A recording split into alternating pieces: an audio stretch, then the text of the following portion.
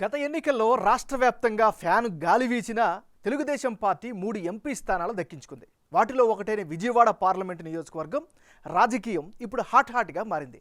TDP అభ్యర్థిగా కేశినేని నాని అక్కడి నుంచి వరుసగా రెండోసారి విజయం సాధించగలిగారు. అయితే ఇప్పుడు విజయవాడ ఎంపీ అభ్యర్థిగా కొత్త క్యాండిడేట్ వస్తారని తెలుగుదేశం పార్టీ అంటుండడంతో కేశినేని నాని రాజీనామా నిర్ణయం తీసుకున్నారు.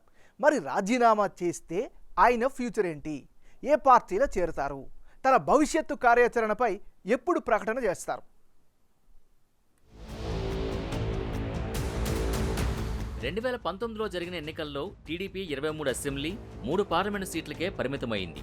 అందులో విజయవాడ, గుంటూరు, శ్రీకాకుళం పార్లమెంటు సెగ్మెంట్లలో టీడీపీ గెలుపొందింది. పార్టీ బలంతో పాటు నేతలకున్న వ్యక్తిగత ఇమేజ్తో ఆ 3 పార్లమెంటు స్థానాల్ని కైవసం చేసుకోగలిగింది.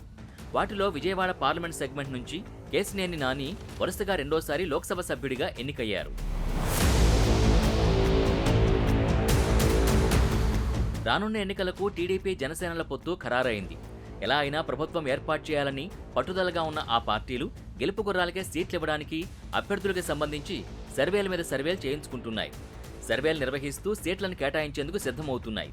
అందులో భాగంగా పార్టీలో వివాదాస్పదంగా తయారైన కేశినేని నానిని పక్కన పెట్టాలని టీడీపీ నిర్ణయించింది. కేశినేని నానికి టికెట్ లేదని, ఈసారి మరికొంతమందిని పరిశీలిస్తున్నామని అధిష్టానం స్పష్టం చేయడంతో ఆయన రాజీనామా నిర్ణయం తీసుకున్నారు. అధిష్టానం తనని పక్కన పెట్టేయడంతో కేశినేని నాని మరో పార్టీలో జాయిన్ అవ్వాలని భావిస్తున్నారట. ముందుగా తన ఎంపీ పదవికి రాజీనామా చేసి ఆమోదించుకున్న తర్వాత టీడీపీ ప్రాథమిక సభ్యత్వానికి రాజీనామా చేస్తానని ప్రకటించారు.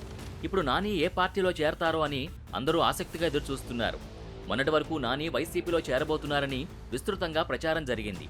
దాంతోపాటు బీజేపీలోనూ చేరే అవకాశం ఉందని మరో ప్రచారం కూడా మొదలైంది.